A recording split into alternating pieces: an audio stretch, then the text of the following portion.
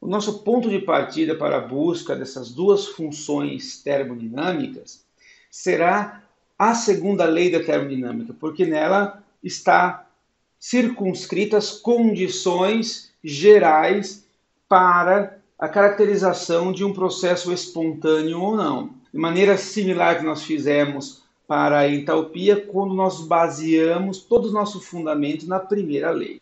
Nós vimos que o critério geral para processos espontâneos consistia na inequação, ou seja, a entropia do universo tende sempre a maximizar, sempre buscar um maior valor, é sempre positivo.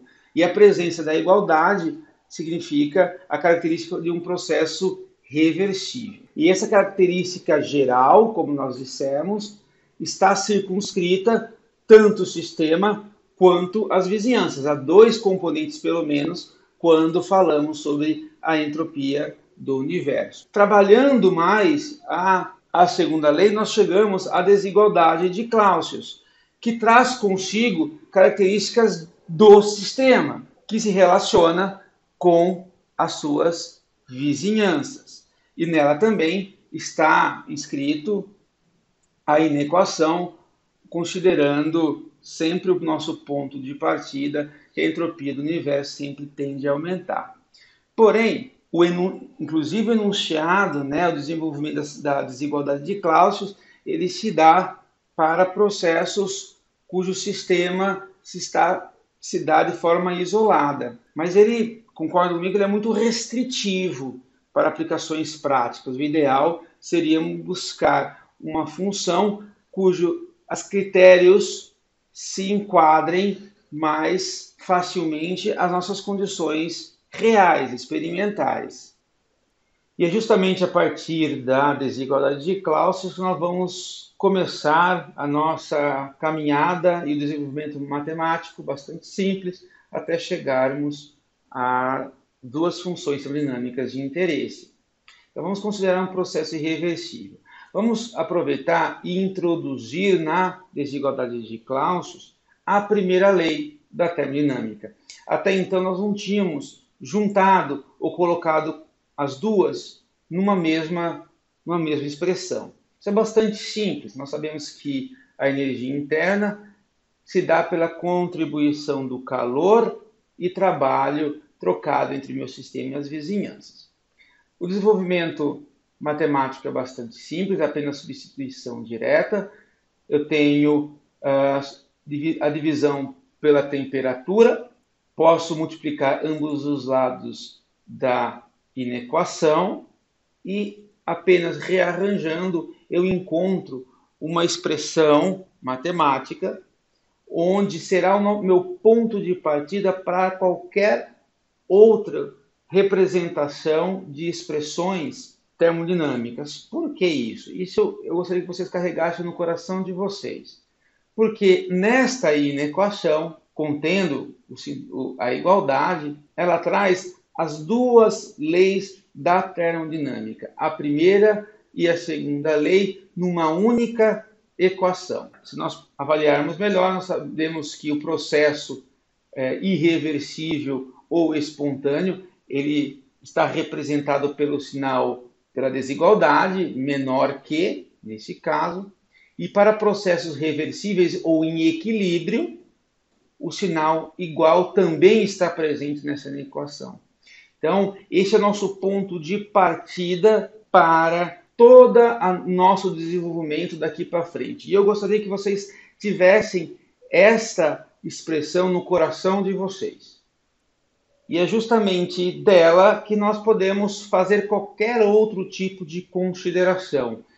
Qualquer outro tipo de consideração, inclusive em relação às características o qual um processo pode ocorrer. Vamos pensar num processo mais restritivo que nós temos. É um sistema isolado, de maneira que o meu sistema não tem contato com as minhas vizinhanças, nem da forma de trabalho, nem na forma de calor. Para um sistema isolado, nós sabemos que não há variação de energia interna, a energia se conserva, não há trabalho, ele não pode realizar trabalho, tampouco trocar calor. De maneira que nossa equação maior, mais importante, fundamental, ela se resume a apenas que a variação de entropia é sempre maior que zero para um sistema isolado. Isso nós vimos, né? Embora eu tenha colocado matematicamente menos ds menor que, né, apenas uma reestruturação, um rearranjo desta equação, nós chegamos àquela expressão que nós já trabalhamos desde a segunda lei. E como eu disse, essa expressão aqui ela é importantíssima. Peguem ela, escrevam diversas vezes, colhem no diário, mostrem para o papai, para a mamãe, para o avô, fixe na geladeira, no teto do quarto. O importante é que ela é tão fundamental que vai ser a parte de tudo daqui para frente. Ela tem dentro dela a primeira e a segunda lei. Por isso ela é tão importante. E fazendo uma análise bastante simples dela, como seria um processo, qual resultaria do trabalho dessa equação para um processo se nós mantivéssemos a entropia e o volume constante durante um processo. Fazendo isso, vamos pensar então uma outra condição de espontaneidade sobre algumas restrições, né, baseado nesta equação fundamental. Vamos pensar na entropia e no volume constante então, porque nós já trabalhamos, sabemos como que é a descrição dela. E sob essas condições restritivas de entropia e volume, né, nós escrevemos ds igual a zero e variação de volume igual a zero. A nossa expressão matemática será sempre nosso início de desenvolvimento para essas condições. Apenas rearranjando, nós podemos isolar a energia interna de um lado da equação, passando trabalho e calor para o outro lado. Se vocês perceberem aqui, nós temos as duas leis, ou a representação da primeira lei, onde aqui nós temos a segunda lei, a entropia. E como nós temos volume e entropia constantes, não variam, esse termo se anula, e resume que a energia interna para um processo de entropia e volume constante é menor que zero. Esta expressão ela resulta como uma condição de espontaneidade quando nós mantemos a entropia e o volume constante. E aí você pode se perguntar, né, por que a gente não introduziu anteriormente esta expressão, já que ela traz condições de espontaneidade para o meu sistema. Então, mais simples trabalhar com energia interna e em vez de entropia, concorda comigo? Primeiro porque ela depende da definição de entropia lá do início, lembre-se da desigualdade de Clausius, e que nós não tínhamos desenvolvido esse conceito até então. Nós precisaríamos do conceito da segunda lei para chegar a essa conclusão, certo? E o outro é a questão de se utilizar um processo isoentrópico, olha que nome bonito, para a entropia constante, a entropia não muda. Para processos isoentrópicos, experimentalmente é extremamente difícil de se realizar, de maneira que a gente tem que assegurar que a ordem de todo o meu sistema, no nível molecular, ele se mantenha, de maneira muito diferente se nós quiséssemos manter o volume. O volume é uma variável que a gente consegue controlar experimentalmente de maneira razoavelmente simples, né? Agora a entropia não. De uma maneira geral, a gente pode falar que esta expressão, como a energia, buscando sempre um menor, minimizar a energia interna do meu sistema como condição de espontaneidade, até parece bastante intuitivo, ela não é muito útil, ou prático, na verdade, do ponto de vista experimental. Eu quero chamar a atenção nesses dois subíndices que eu coloquei aqui nessa expressão, a entropia e o volume. Ela traz as condições restritivas para o processo, nesse caso a entropia e volume constante. E baseado na nossa expressão fundamental, nós vimos que a presença desses dois subscritos, nesse caso a entropia e o volume, nesta expressão, significa que a entropia e o volume são as variáveis que são mantidas constantes durante o processo. E uma vez que, sob as condições de volume e entropia constantes, volume e entropia são consideradas as variáveis naturais da energia interna. As variáveis naturais, quando a gente descreve, elas são importantes do ponto de vista prático, já que uma vez que você conhece como a função de estado se comporta em relação a essas duas variáveis, nós conseguimos saber o comportamento de todas as propriedades do sistema. Isso vai ficar um pouquinho mais claro conforme nós vamos trabalhando a equação fundamental. Que outras condições, então, nós poderíamos restringir, ou variáveis que poderíamos restringir experimentalmente, para buscarmos condições ou indicadores de espontaneidade para um processo? Nós vimos que quando mantemos volume e entropia, o critério de espontaneidade resume-se ou restringe-se apenas à energia interna.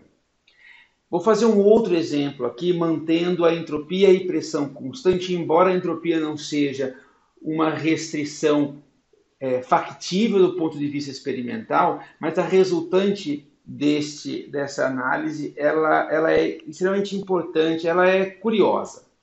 Então, mantendo a entropia e a pressão constantes, nós escrevemos ds igual a zero, dp igual a zero e partindo sempre da nossa expressão fundamental. Na expressão fundamental, nós não temos presente a variável p, porém, nós podemos trabalhá-la matematicamente de maneira que ela seja introduzida dentro dessa expressão. De que maneira? Nós sabemos da entalpia, a sua definição é a variação de pressão e volume, o trabalho realizado durante o processo, mais a variação de energia interna. Trabalhando a expressão de entropia e principalmente o termo dPV, nós chegamos à expressão dUVdP mais PdV e substituindo na expressão fundamental, nós chegamos a essa expressão. Note que eu coloquei na cor roxa exatamente a expressão que aqui se encontra, introduzida na equação fundamental. Aqui vemos dois termos que se anulam, PDV e PDV, menos PDV e mais PDV, isso se anula. E como nós estamos num processo a pressão constante e entropia constante, a resultante dessa expressão nos leva à variação de entropia menor que zero, com os subíndices S e P caracterizando as condições restritivas para este processo. Note que, nesse caso, então, a entropia e a pressão são as variáveis naturais da entalpia, e o resultado é curioso e explica por que muitas transformações, muitas mudanças, muitas reações químicas, elas são espontâneas quando exotérmicas, menor que zero. Conseguem ver essa relação como condição de espontaneidade? E é interessante ressaltar aqui que tanto para a energia interna quanto para a entalpia, nós chegamos numa minimização do valor, né? Buscando sempre um valor negativo, menor que zero, para processos espontâneos. As condições de espontaneidade, tanto para a energia interna quanto para a entalpia, são medidas de energia do sistema. Ela tem unidade de energia. E o resultado é que elas requerem sempre que a transformação seja negativa, menor que zero. Ou seja, a energia do sistema diminui para mudanças espontâneas. É bastante tentadora essa conclusão, porém, lembre-se que nós utilizamos condições restritivas do ponto de vista experimental pouco úteis. Então, de fato, nós precisamos de buscar condições de espontaneidade, o critério de espontaneidade, cujas condições experimentais sejam mais úteis. Nós tenhamos o controle de temperatura e pressão, ou temperatura e volume. Seria muito mais fácil. E é isso que nós vamos fazer agora. Vamos examinar, então, um processo onde o sistema se mantém a temperatura e volume constantes. Neste caso, nós temos que dV e dt, eles são constantes no decorrer do processo. No entanto, a desigualdade da nossa equação fundamental, ela traz dentro dela as variáveis entropia e volume. E é claro que não tem a variável temperatura. Para introduzir dt nesta desigualdade aqui, vamos fazer um pequeno artifício matemático sem custo, na verdade. Vamos somar e subtrair o mesmo termo. Então, SDT e SDT. Soma-se e subtrai. Preste atenção aqui que SDT, esse termo que nós introduzimos nesta equação, elas têm as mesmas dimensões que TdS, que aparece na desigualdade, na inequação inicial. E a partir daqui, nós podemos utilizar de uma relação diferencial, uma propriedade diferencial, da multiplicação de duas variáveis. Nós temos as duas aqui presentes, de maneira que podemos reescrever esta equação da seguinte maneira: du pdv menos dts mais sdt. Esse termo dts provém desta propriedade, desta relação diferencial.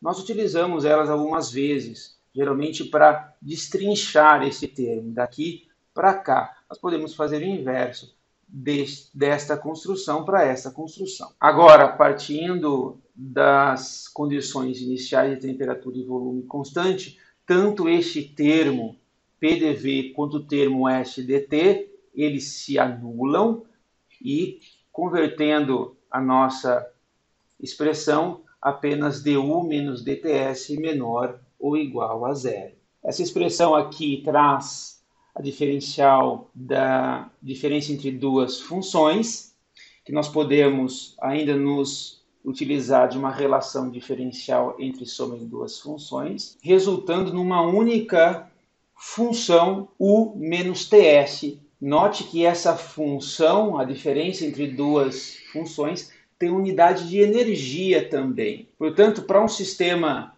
que se mantém temperatura e volume constante, essa função de estado U menos TS, que tem unidade de energia, ela diminui continuamente, olha aqui o sinal negativo, menor que, ela diminui continuamente durante os processos espontâneos e irreversíveis, para um processo, uma reação química, ou que seja. Essa função U menos TS, que a gente trabalhou a partir das condições de temperatura e volume constante, nos mostra que ela diminui continuamente durante os processos espontâneos e irreversíveis. No equilíbrio, U menos TS ele é igual a zero, ou seja, U menos TS alcança o mínimo, então alcança-se o equilíbrio. A conclusão de tudo isso é que a condição para o equilíbrio em um sistema que se realiza a temperatura e volume constante é a minimização desta função de estado chamado U menos TS, que nós resultamos em U menos TS. Essa função dá-se o nome de energia livre de Helmholtz, ou energia de Helmholtz, ou função de Helmholtz, ou função trabalho. Há vários nomes para ela, mas basicamente pela IUPAC dá-se o nome de função de Helmholtz. Essa função é representada pela letra A e, assim como nós fizemos para a entalpia, será representada pela diferença entre a energia interna e temperatura e entropia durante o processo. Então, reescrevendo a nossa passagem, U menos TS menor ou igual a Z, agora utilizando a letra A para representar a função de Helmholtz ou a função trabalho, temos que dA é menor ou igual a zero a T e V constante. T e V constante aqui representa as variáveis naturais da energia de Helmholtz. Podemos fazer, então, uma análise gráfica da representação da minimização desta função no decorrer de um processo. A condição de espontaneidade para a energia de Helmholtz se descreve pela diminuição dessa energia, a busca para o mínimo de energia, quando então o meu sistema atinge o equilíbrio representado pela não variação mais desta função, dA é igual a zero. Para um processo finito, a temperatura constante, nós podemos representar e reescrever a definição de energia de Helmholtz como dA é igual a du menos T ds. Veja que temos dois termos aqui, energia interna e a entropia, para ser considerada no cálculo do valor da energia de Helmholtz. E é interessante notar que processos espontâneos terá energia de Helmholtz sempre negativa, ou seja, ele busca sempre o menor valor de energia de Helmholtz para atingir o equilíbrio. De forma que nós podemos concluir que a energia de Helmholtz, a variação dessa quantidade calculada, ela representa a medida se um processo, uma medida quantitativa, se um processo será espontâneo ou não, se é espontâneo ou não. Note que nós temos dois termos aqui presente na determinação quantitativa da energia de Helmholtz: a energia interna e a entropia. Ambos os componentes contribuem para a variação de energia de Helmholtz. E nós temos que prestar atenção aos sinais resultantes dessas determinações. A energia de Helmholtz é um compromisso entre a variação de energia interna e a variação de entropia. Para processos espontâneos, então, o que nós pensamos? Que o nosso sistema tende a diminuir a sua energia interna, valor negativo, e aumentar a sua entropia, valor positivo, para resultar na energia de Helmholtz negativa, para um processo espontâneo, como condição de espontaneidade. Vocês podem fazer alguns exercícios de valores de sinais para a energia interna e a entropia, de forma a estimar o sinal da energia de Helmholtz e então prever se um processo é espontâneo ou não, ou estar em equilíbrio também. Note que ΔS é multiplicado por T. Nós temos uma variável temperatura aqui presente. Veja que o sinal de ΔU é muito mais importante a baixas temperaturas, já que o sinal ΔS será sempre multiplicado por T. Se T tem um valor muito baixo, a contribuição desse termo é muito menor para a energia de Helmholtz, quando comparado à variação de energia interna. Para processos a temperaturas maiores, ocorre o inverso, né? O termo ΔS se torna muito mais importante na determinação da energia de Helmholtz que a energia interna.